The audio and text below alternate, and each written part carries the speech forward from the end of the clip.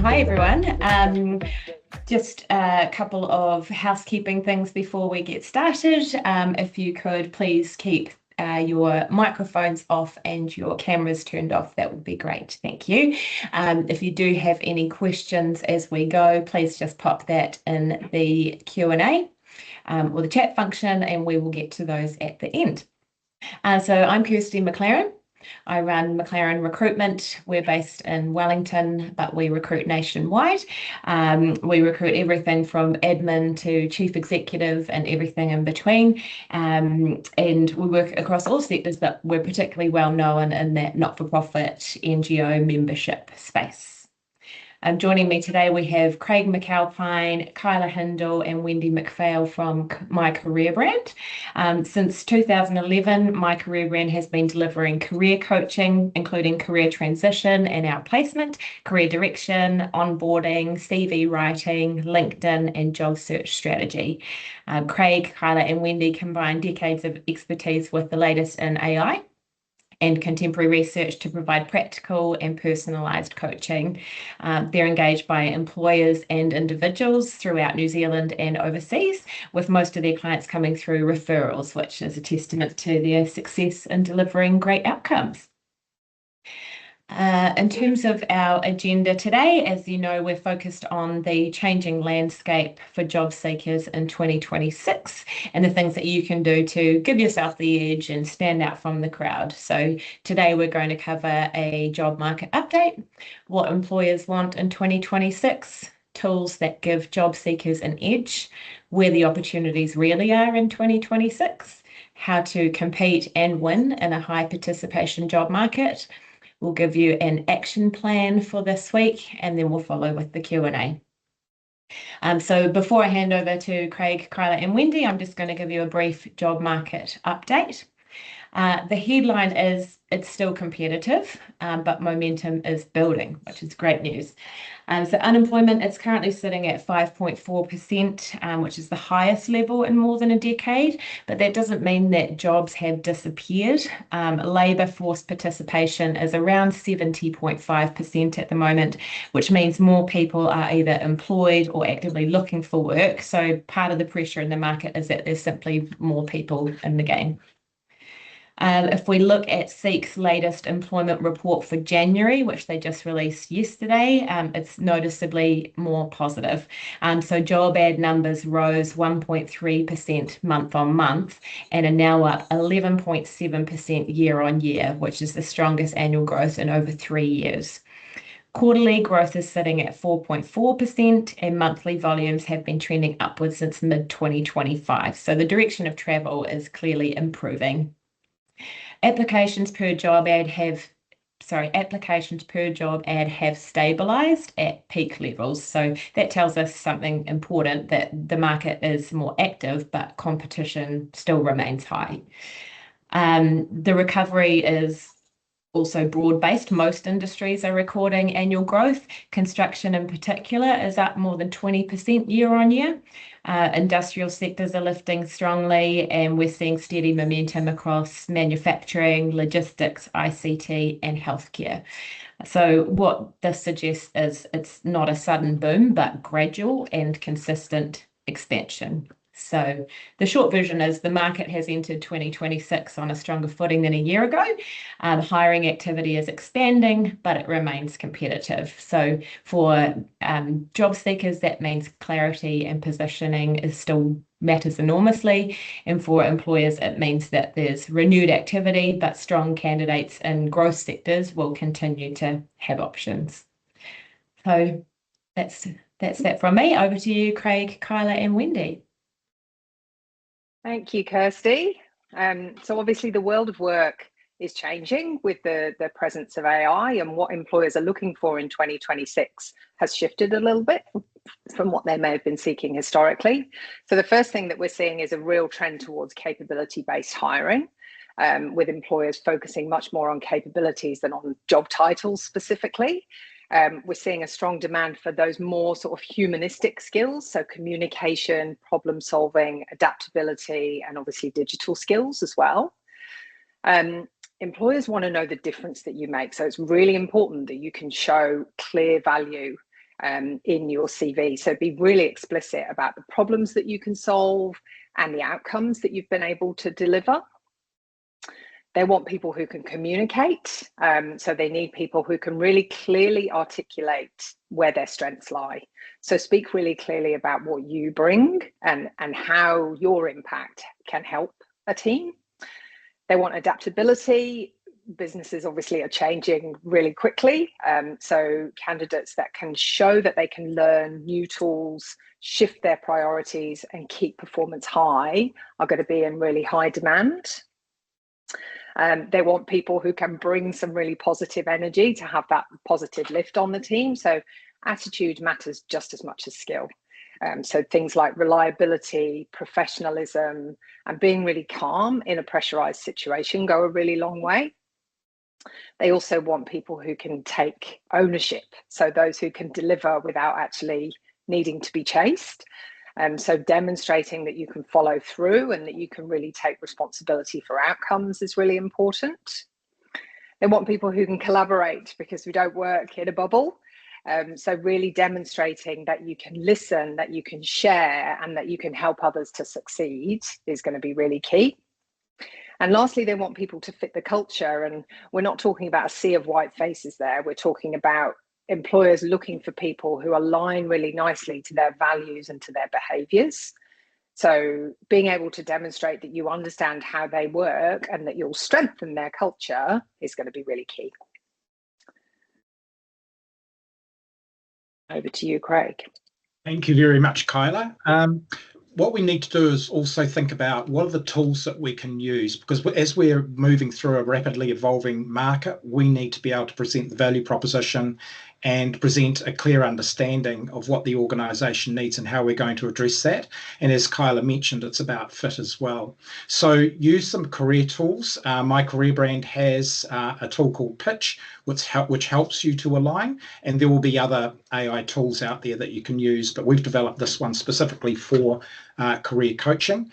The AI productivity tools such as research, understanding the fit of the organisation, where the gaps are, looking for the nuances between various organisations and the ones that you may fit. That's really important as well. So we do recommend that you start to familiarise yourself, if you haven't already, with AI. You don't need to be an AI guru, but certainly thinking about how you may use that. And coming back to what Kyla said earlier, thinking about how that may fit, or your knowledge around AI may fit into future roles. LinkedIn has got some amazing tools in there as well. So training tools and knowledge tools that you can tap into. So start to use those in conjunction with AI and feeding into there, perhaps your CV. And we work very much with a role alignment and capability matrix. So using those combined to feed into AI to think about your value proposition and how you may present at an interview. Seek and LinkedIn present some really fantastic labour market insights. What we've got to be aware of, though, around those is that they generally trail the reality. So their reporting, remember, is generally a week to a couple of months old. And so we're seeing a rapid change in market conditions. So make sure you stay up to date with that. But nonetheless, Seek and LinkedIn do actually change your perspective, particularly when you're looking at different sectors or pivoting. Look, think about also setting up some Google alerts as well on industries and companies that you might be following. So when they make announcements, that will get automatically notified through to you. Read AI and Otter. So if you're doing interviews or meeting with people online, ask their permission if it's okay if you record the meeting, because what you're wanting to do is just take some notes, and then you can feed that back into as well what your value proposition will be. We use Gallup Clifton Strengths tools, and I know Kyla and Wendy, myself and Gordon use those a lot when we're building out interview coaching, when we're getting people to understand what or gain the clarity around what it is that they'll actually bring, combined with their skills and experience with their strengths, that actually does create a unique value proposition as long as it actually aligns with the requirements of the organisation. Any third-party coaching, so an objective review. We tend to sort of guide people in the direction of pragmatism, objectivity, and a certain degree of remoteness from an emotional contact as well. Often we find if you're working things through with your family, that can be sometimes a bit of a strain on that with your loved ones and so on. So just be a bit careful when you start thinking about if you're moving through redundancy, having that third party support and coaching around you is really important. Industry analyst reports, those are becoming quite readable now using AI. Feed them into AI, ask for an executive summary, particularly as it relates to your particular skill and so on. Networking, Kyla Hindle has just written a fantastic post on that on LinkedIn. Do go in there and have a look. And she's got a series of posts coming out around about that. So she's got I know, Kyla, you've got another 2 posts coming out on LinkedIn for that. So LinkedIn doesn't have to be hard work, and that's what Kyla's reinforcing as well. Right, so that's me on that. Sorry, can I just ask a quick question on that slide, which people may want to know? Are there costs associated with those tools? I know third-party coaching, for example, it would be, but things like your strengths tools, Clifton Strength, I think you can access at least perhaps a minimized version for free online. Yes, you can. Yeah, there's any really good question, Kirsty. Do go online. I know that moving through career transition or redundancy, if you haven't been provided with support by your employer, the last thing you're thinking about is potentially introducing more cost into your life. So do go online and research those. There's a huge number of tools that you could get. I think it's really important, though, to understand when you're reading those assessments, what they actually mean to you. It's very easy to go horribly off rail or off track. So it might be that you do look at the affordability of just getting, for example, a Gallup Clifton Strengths assessment review, just a bit of a debrief. You could spend maybe 30 minutes to an hour with Kyla and Wendy, who are trained strengths coaches, and they would be able to help you through with that. But yeah, really good pick up on that, Kirsty. Thank you. Wendy. Thank you. So where are the opportunities? Where are they actually sitting today? We've got growth markets and growth industries. Now, these industries, many of them actually already exist, but some of them are expanding further. So we've got areas of, Kirsty mentioned ICT, so technology. We've got healthcare, the changes that are happening in the healthcare sector. The renewable energy, sustainability are huge. Infrastructure, export is huge, a lot of manufacturing, and also Kirsty mentioned that. So we're seeing an uptake in that. But also thinking through, what does this mean for the future? So when you're starting to think about what opportunities are out there, we're really wanting you, and we will work with this, is to try and expand your horizons. The hidden job market. So we know that very few roles actually make it to a job board. So what about all the others? Where are they? How do you go about getting them? And excitingly, I was speaking with someone this morning who had actually been out networking, talking to people, talking to past associates that he'd worked with, some of them many, many years ago, and was really successful at starting to actually get some good introductions. So also Kyla is obviously doing this work with her networking. The key around networking is no matter what conversation you're having, in that conversation with who else could I talk to? Can you refer me to somebody? Is there someone else that I can meet?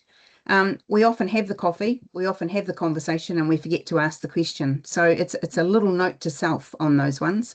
There isn't anybody, I don't believe, that wouldn't be open to having a conversation with you. So some of it's around courage. I was talking to someone last week who'd been given some very strong feedback from a recruiter. It said 5 phone calls a day.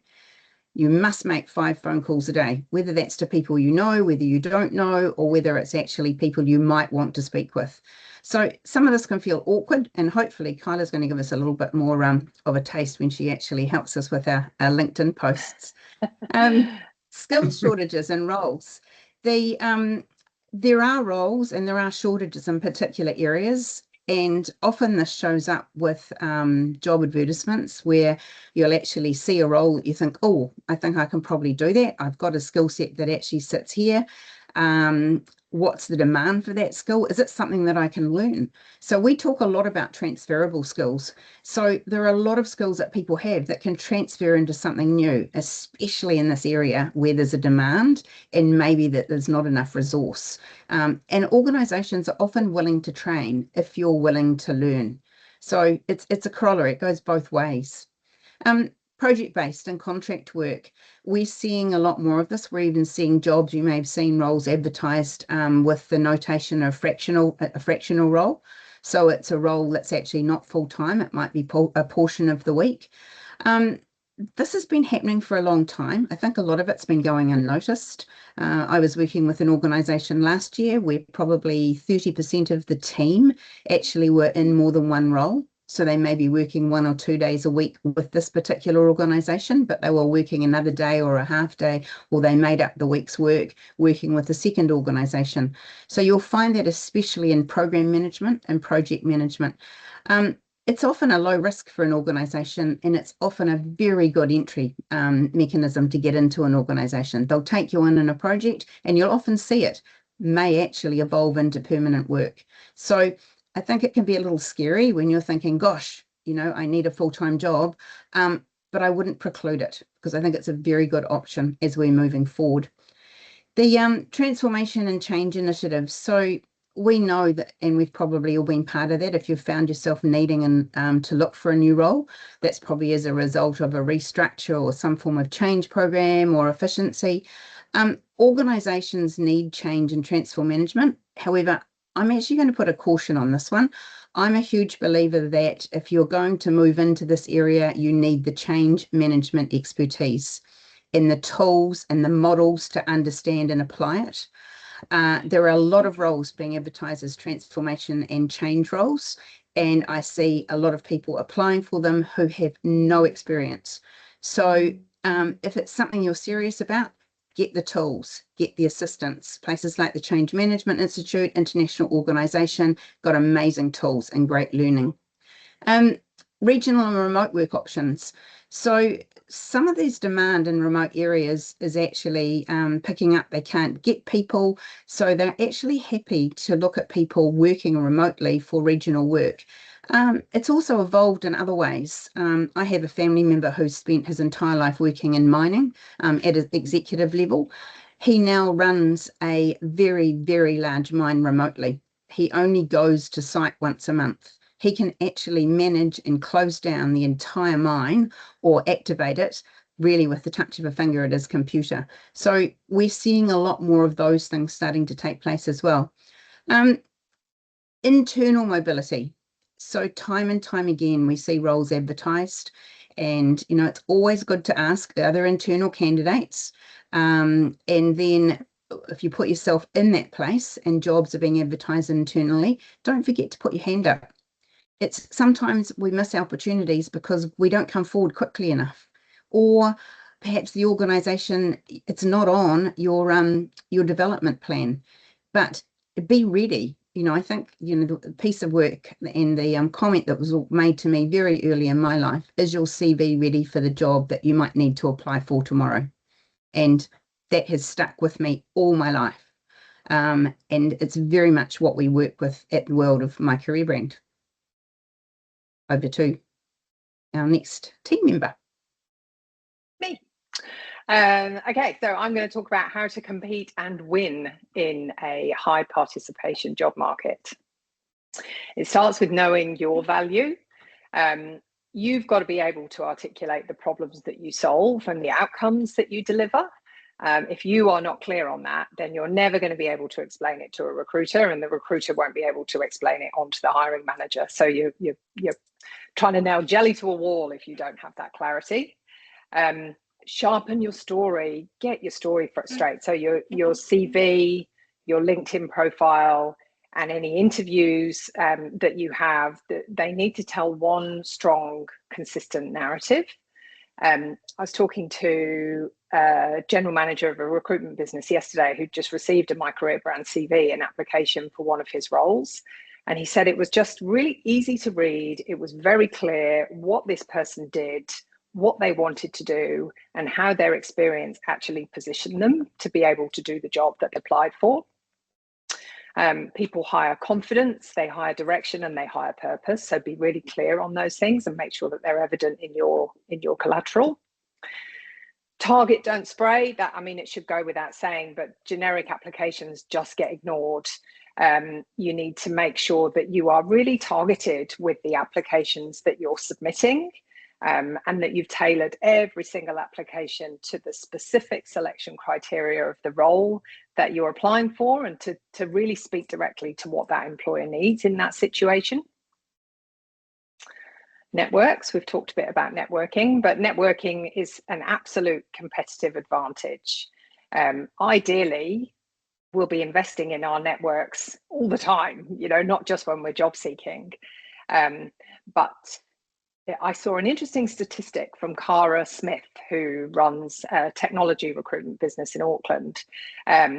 She had posted that 82% of their placements for a quarter had come from referrals. So that means that only 18% of the roles that they'd filled had come from online applications.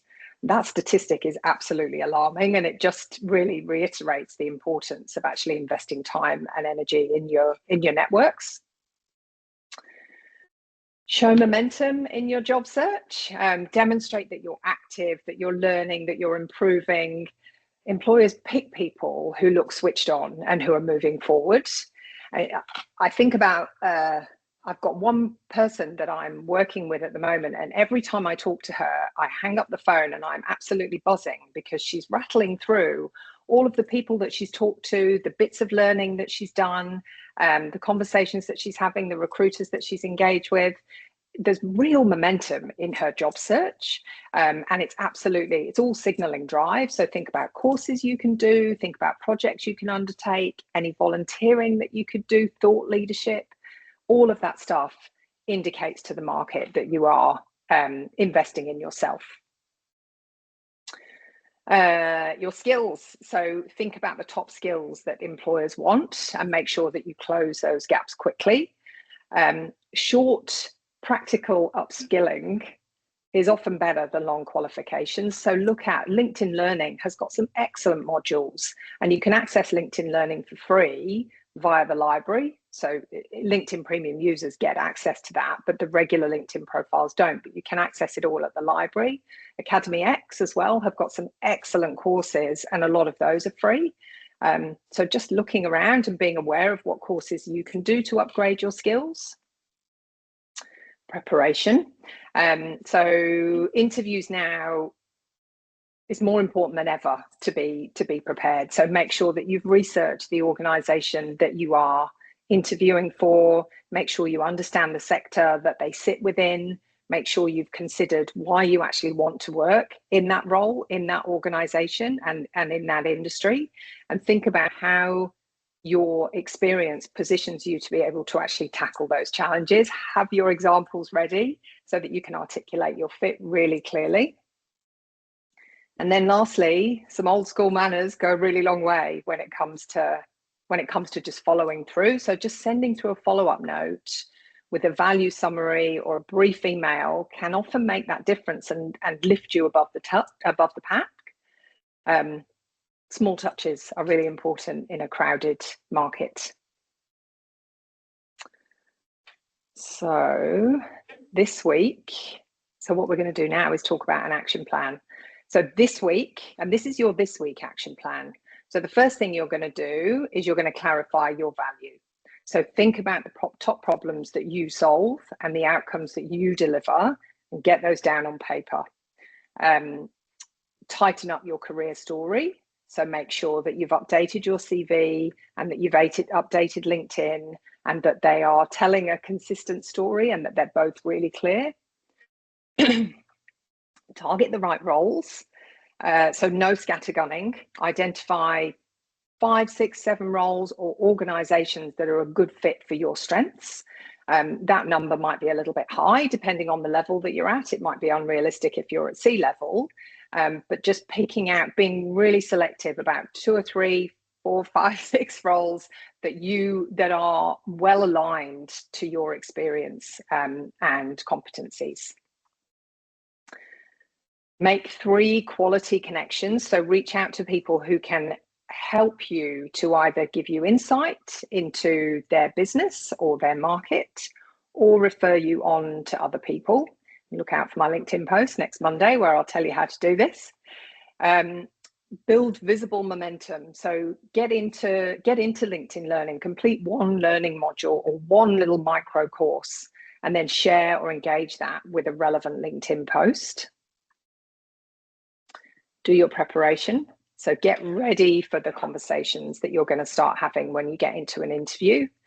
I would always say that you need to go into an interview with your stories ready, but not just your stories ready. You need to have told your stories so that when you sit down in the interview, it comes out fluidly. So think about picking out examples that demonstrate how you do your job and structuring them into either the STAR or the CAR methodology, the STAR being situation, task, action, result, CAR being context, action, result. I like CAR better because it's simpler.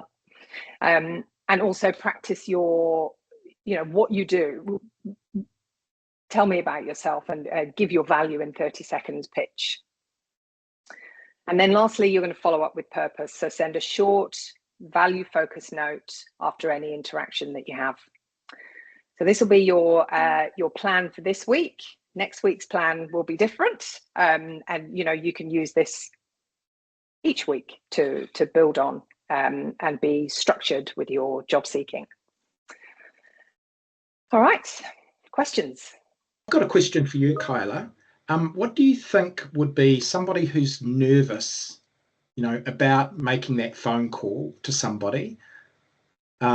How do you think that they could prepare or put themselves into a situation where they do actually pick up that phone? What's the commitment or whatever that they could make to do that? Are you talking about from a networking perspective? Yeah, from a networking perspective.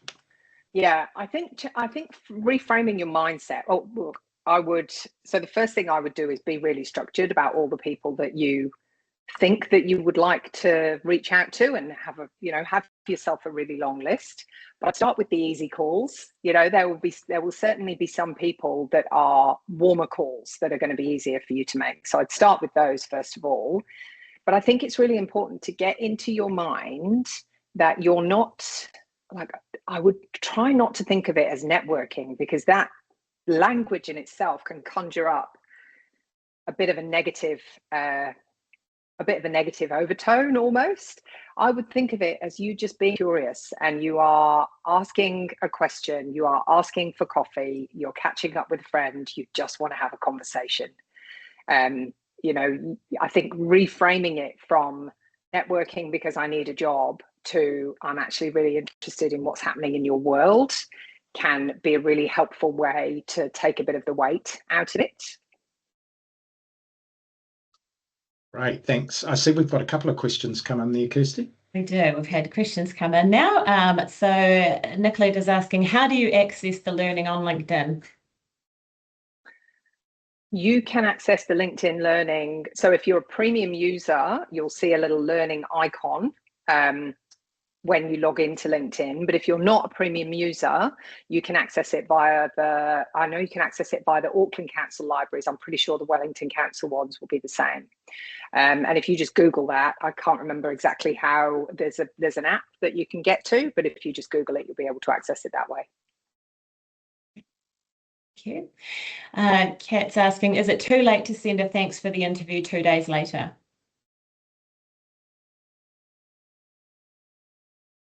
I would say better late than never. I don't think it's too late, but I don't think it's ideal. I would try and get into the habit of doing it straight away or the next day.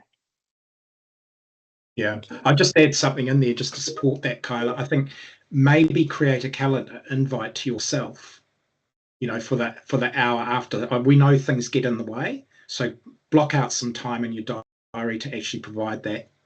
Yeah. Thank you. Kirsty. Any advice on how to prioritize the skills you would highlight for a role? I always feel there are dozens of different ones and struggle setting priorities. I would look at the skills that are being called for in the role that you're applying for and prioritize them that way. Typically, there's quite a tight list in the job ad, and often the job description is linked as well. So that would be what I would focus on. Anything else that you've got on your CV is kind of just noise if it's not specifically relevant to the role that you're applying for. So I would try and get yourself into the mindset of thinking, what do I need to tell them for this specific application? Because it might actually be different for the next one. We have a tool called the role alignment and capability matrix, which actually assists with that too, to get your story right and addressing specific skills and the areas that we use, which is really helpful. Yeah. I think also it can't hurt to give the recruiter or the hiring manager a call, firstly to introduce yourself, but also to ask that question of them. What do you suggest as being the skills that and background that I do particularly highlight for this role? So always good to introduce yourself, get your name known to them, and really clarify what it is that they're looking for. Sometimes that might not be in the advertising for whatever reason. So I would recommend that as well.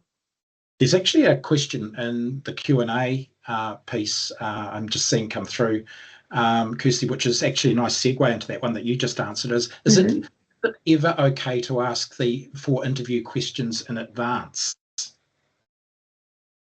Yeah, interesting question. And there's no harm in asking, and you'll either get a yes or a no.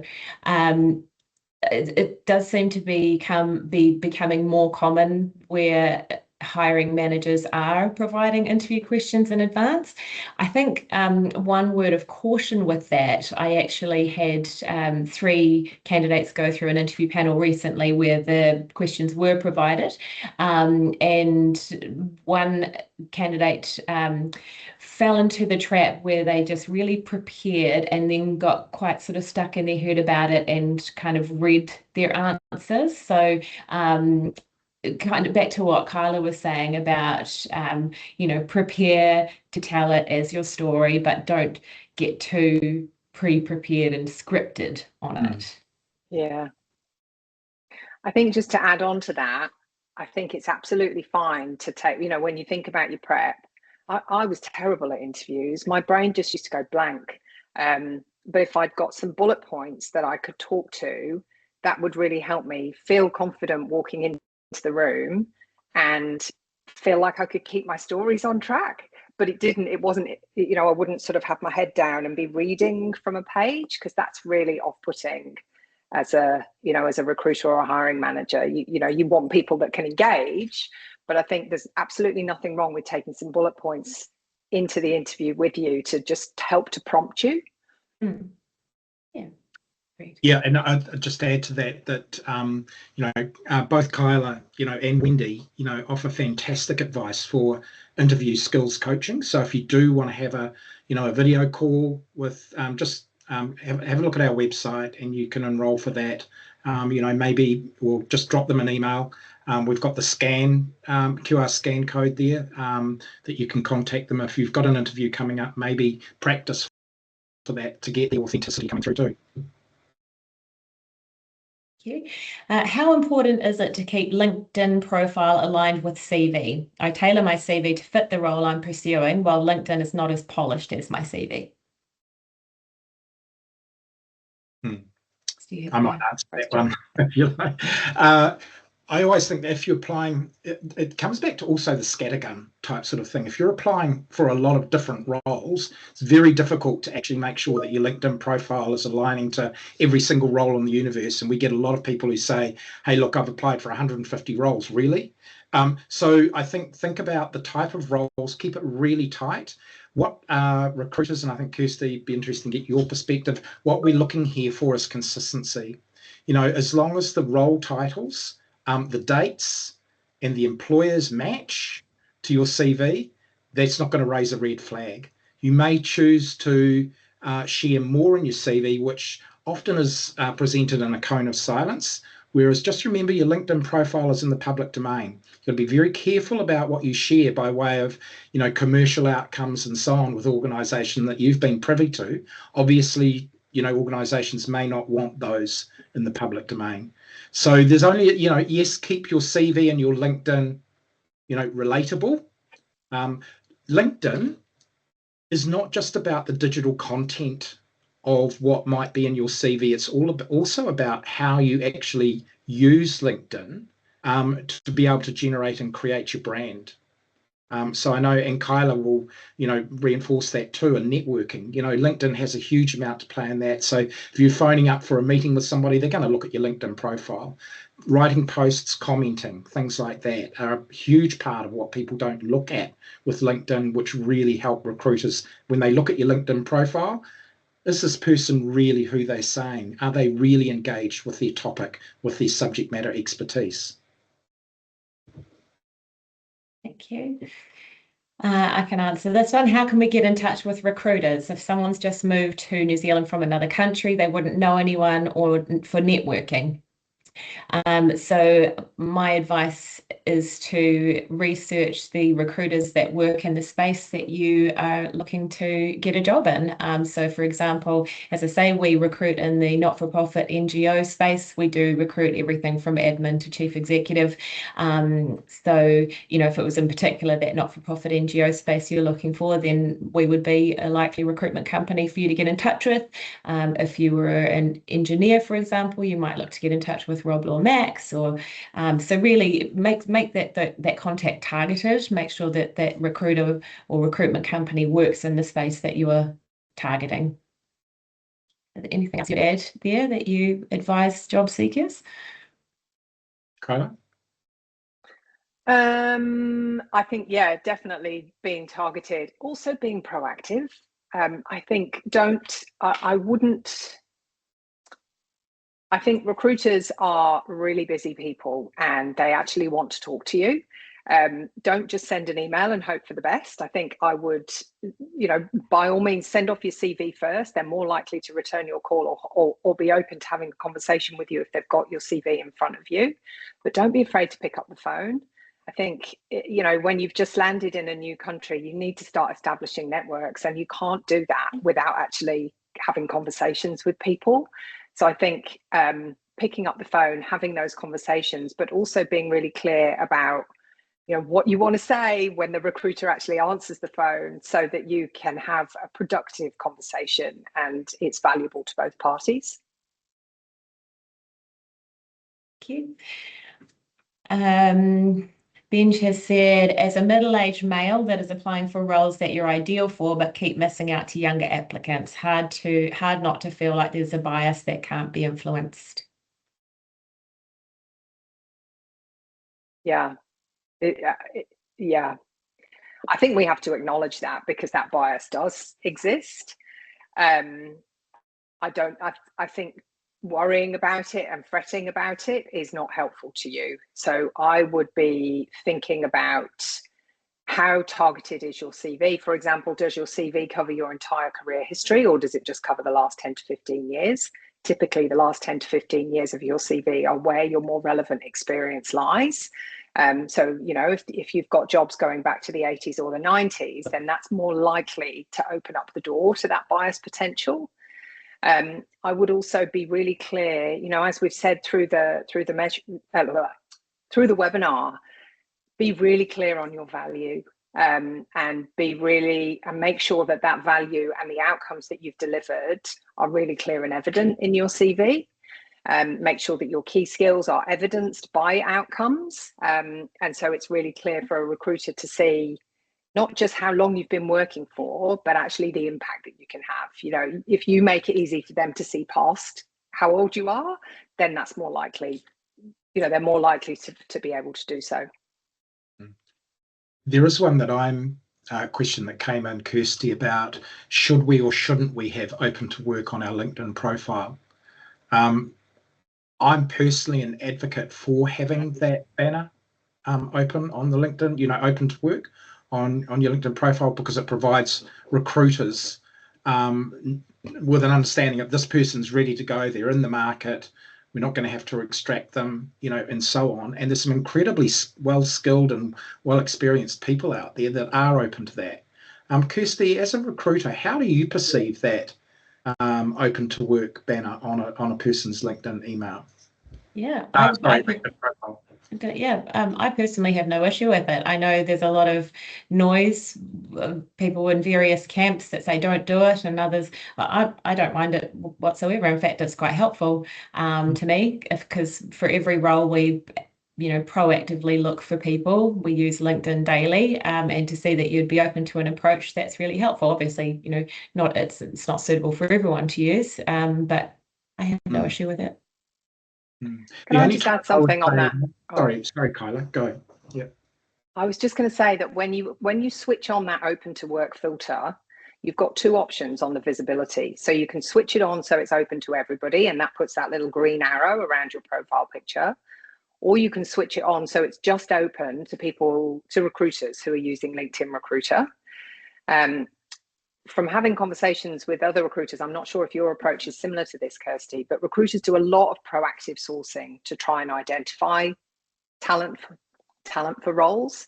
So if your profile's well optimized, you're likely to be caught up in that search that a recruiter will do. They'll then place filters on that search to whittle the list down. And one of the things that they'll filter on is that open to work filter. So if you haven't got that switched on for recruiters only, which makes no difference to your profile picture, so your boss isn't going to know that you're looking, for example, then you run the risk of being biffed out of that search, and the recruiter could be sourcing for a role that might turn your head, even if you're not actively looking for work. So you can switch on the visibility just for recruiters and have it make no difference to your profile picture. Thank you.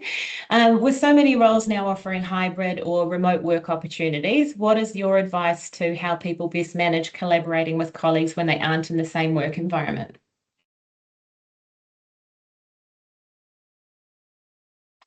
I think I can only speak about the people that I have coached who have come from remote work environments, and they've got brilliant examples of collaboration. I don't think you need to be sat next to somebody to be able to collaborate.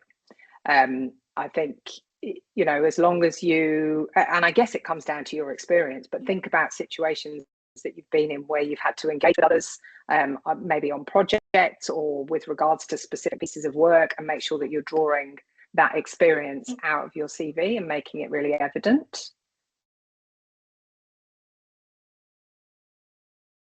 Thank you. We've got quite a few questions. We'll just keep running through them for now. How do you approach job offers for entry-level roles when you're a bit more experienced? I've got offers before but had to decline them because of potential IP issues, lack of visibility, etc.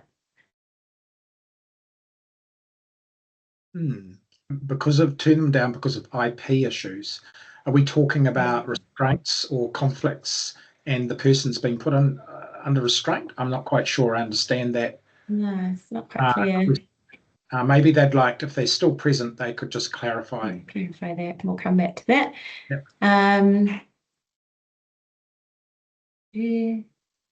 To what extent do you think some hiring organisation may be screening applications and cover letters with AI before they're reviewed by actual people? Do you want me to come into that one? I've been doing quite a bit of work on that recently, and even for Culture Fit, I'm seeing organisations run video interviews that are automated that actually help them to determine whether this person, through AI, goodness knows what's running on in the background, but they are. And yes, particularly for high volume roles, what we do know, Kyla and Kirsty, is that applicant tracking systems and screening, tomahawk questions and so on, have been used for decades. This is nothing new.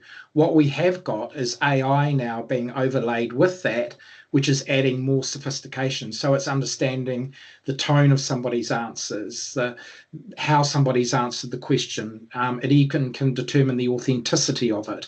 even whether that answer has been generated by AI itself, so the content of that answer. So we are seeing a lot more sophistication in the screening tools, and they are being introduced early. They'll continue to be introduced early. I think what will happen is that the level of sophistication will rise. Hopefully they'll become a lot better in what they're doing now.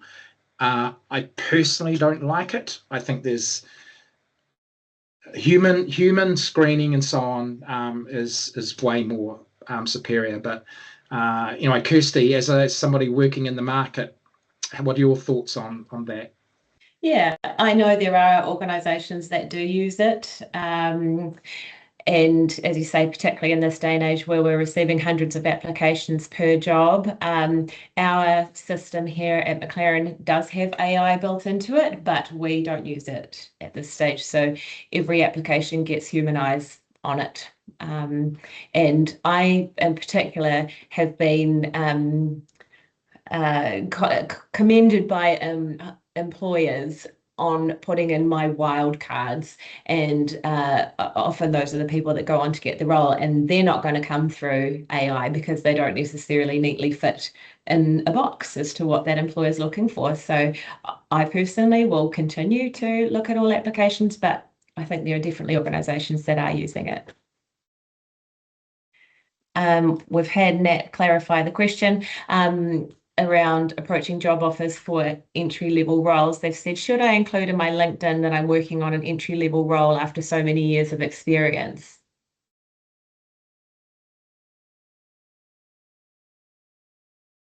Kirsty, how would you?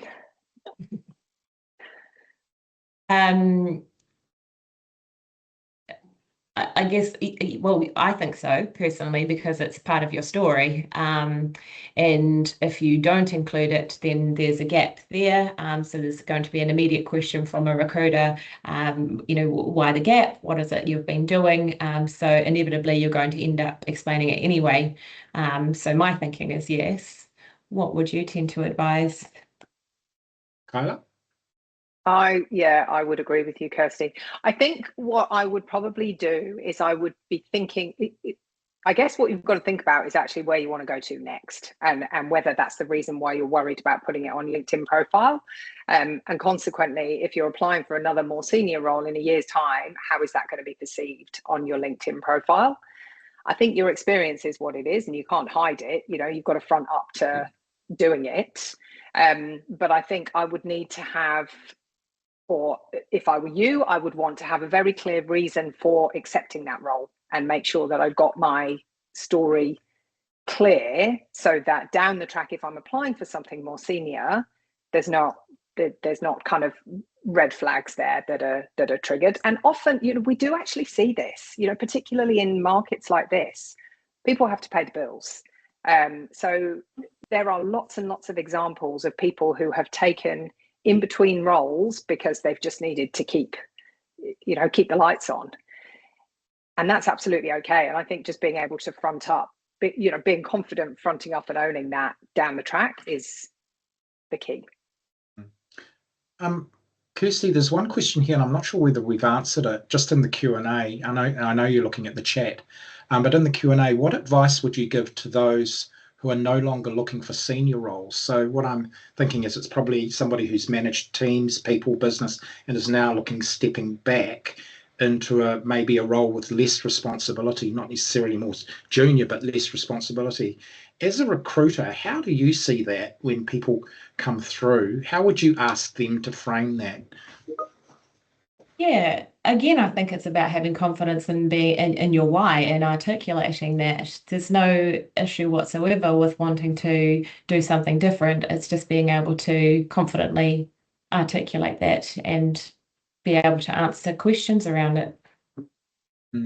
I think where the challenge might be, Kyla, and this is where you will come in with the interview skills coaching as well, is actually having the authenticity and be able to communicate that unequivocally, without the employer or the recruiter thinking, oh, they're just grabbing this role because, to your point, Kyla, they need to pay the bills, they need to, and then when something better or bigger comes up, they're going to jump at that.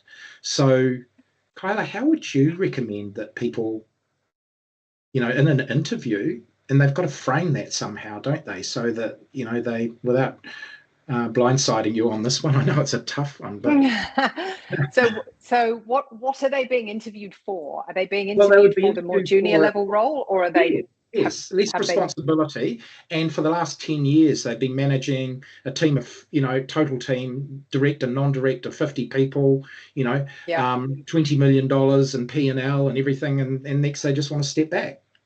Yeah.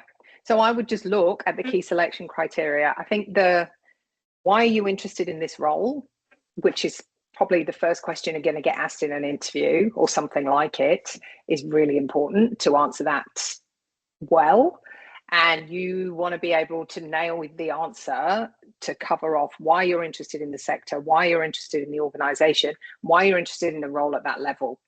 Then I would make sure that your reasons. You might want to change in pace, you might want less pressure, you might want whatever your reasons may be. I'd articulate them then. And then I suppose when I'm thinking about my career examples as well, I would make sure that the examples that I was selecting are not from my director level of experience. Because if I'm coming in and I'm telling stories about all this incredible leadership stuff that I've done, and I'm actually applying for a role that doesn't have people leadership, there's not going to be an alignment there. So I think answering the why do you want this job question, and then being really selective about the examples that you plan to share when you get in the room. That's awesome. Kirsty, one of the things that I get a lot is, and it comes back to the ageism question as well, is how that person with that much more experience is going to be able to engage and interact with the person they're now reporting into without disintermediating them or causing some friction. Do you ever have that feedback from managers that, hey, we'd love to have this person on board, but we've already got people like that? Does that ever crop up, or do you think that's just a candidate concern that really isn't a reality? Or yeah,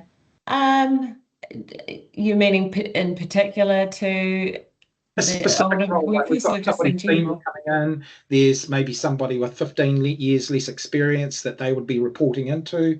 How do you go about convincing a hiring manager and a recruiter, for that matter, that that person is not going to create maybe some issues and overstepping? Yeah, good question. And to answer your question, it's not something that I've come across before. I mean, culture fit with team in general, more so than that dynamic between the manager and the potential person coming in. But I guess, talking about your own, the role that you play in a team, your style, how you adapt that to different personalities. And I think self-awareness is really key here. And how if there was any perceived personality conflict or concern that you might not be able to work to someone who is, more junior to you or what have you, just, being able to talk to that, and comes back to that narrative piece, I think, and self-awareness. Cool. There's a really interesting question here about how do you select a career coach? Kirsty, when you're working, and we get a lot of referrals from recruiters because of what we do. How would you go about actually selecting a career coach, for, a candidate that's come in that you think would do well by some career coaching? Yeah, I regularly refer people to you guys and to career coaching. I would recommend making some generic contact and then having I don't know what your guys' process is for that sort of onboarding, but I think it's really important that you're going to gel with that person and feel confident that they understand you and your experience and being able to help you articulate all of that. So I think there would be the need to connect with you before actually making that decision. Yeah. I know we personally, particularly when we're working with people referred by their organisation, one of us, mostly me, will take the call initially, and interview the person for what they're looking to achieve before you think about what coach might even be the right fit for them. And then they have the choice of contacting that coach beforehand, or more often than not, because of the conversation that they've had with me, they just say, no, Craig, that's fine. I'm going with it. That sounds perfect. Great. I've looked at their profile on mycareerbrand.net, and they've gone from there. But yeah, it's definitely about fit, and definitely not, just anybody. No, yeah. When I make referrals, I make them to you guys as my career brand as opposed to individuals. Hope that's okay. I'm just aware of time. So do you want just another question wrap up, or how are you going there? Yeah, there's lots of questions. Unfortunately, we're not going to get to them. Maybe one last one. Someone has asked, should I keep an interest or extracurricular section on my CV? When I uploaded my CV yesterday to the LinkedIn AI tool, it removed the section. Advice do you guys give there? We don't have them in our resumes. I don't think it's going to be, personally, I don't think it's going to make the difference between you actually getting a call from a recruiter and you not. Sometimes it can act as a nice little icebreaker. I know some recruiters historically who've quite liked to see that stuff. I think it comes down to the individual, but I really don't think that having that interest, if you like to communicate that, I don't think having that interest, as long as it's not on the front page of your CV, taking up that really prime real estate there, as long as it's a footnote or not a footnote, but at the bottom of your CV, I think it's absolutely fine. Yeah, I really like it as an icebreaker, because it just gives you, there might be some relevance there. The person might share an interest in snow skiing or cricket, not necessarily even having to be sport or whatever, but sometimes it adds a nice, touch to the end of the CV. Outside of work, I have a keen interest in such and such and such and such, but don't make it on the first page, and don't make it half a page either. It's just a little footnote, as Kyla said. We'll cover one last question. It's actually two questions about the cover letter. Do you consider there's a maximum length for a cover letter? I always hesitate to cover everything. And another has said, what parts are important to mention for an outstanding cover letter? What do you think, Kirsty?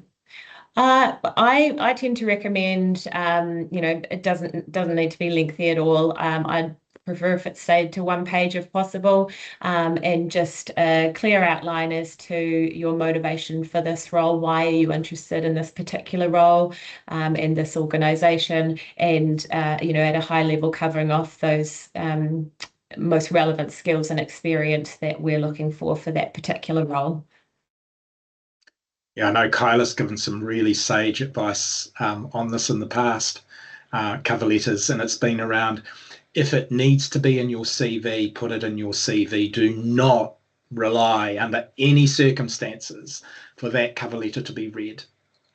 So, it's a lot of, ATS and so on don't actually float the cover letter. They look at the CV, Kyla.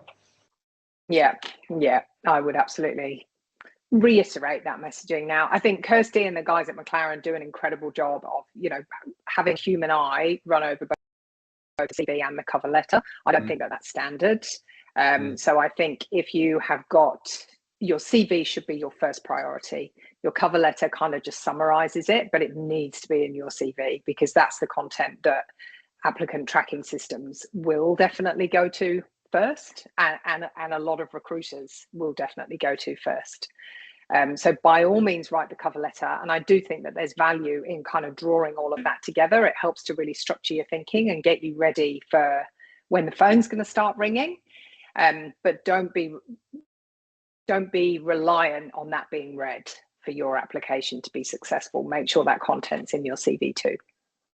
Yeah, and I know how discouraging that may sound, that you put all of this time and effort into a cover letter and it might not be read. As Kyla said, realistically it might not be, but it actually makes a real difference. If, as an example, I'm working on a role right now.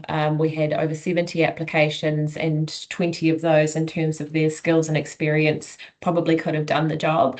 There was one that their cover letter, they did supply a cover letter, but it was just very generic. It wasn't addressed to me. It didn't really talk about the role. So that person, whilst their skills and experience probably could have done the role, they were ruled out because it was such a competitive field. It was actually the cover letter in that instance that made the difference. Right. That's really interesting.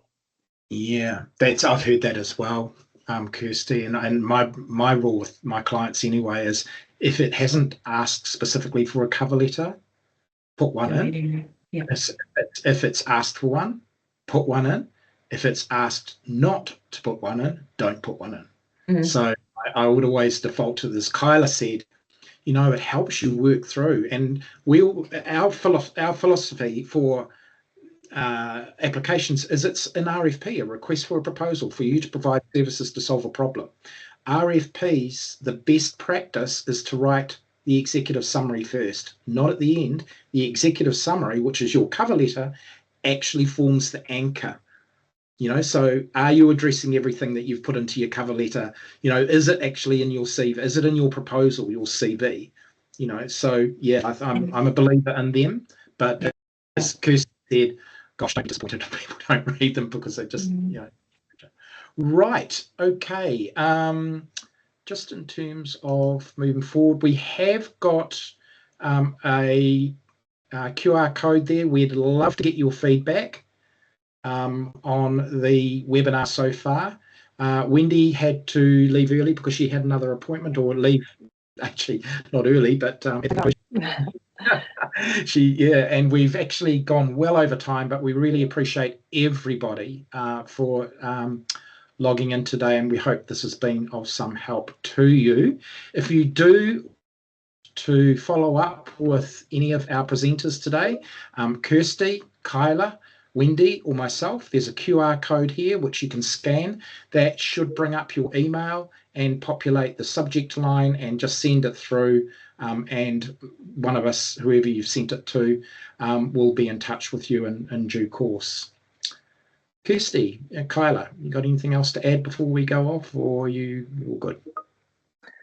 Oh, thank you very much, everybody, for listening, and all the best with your job search processes. Absolutely. Thank you. Nothing further from me. Okay. Thank you, everybody. Have a great rest of week, and all the best for 2026. We hope this has been of benefit to you. Thank you so much.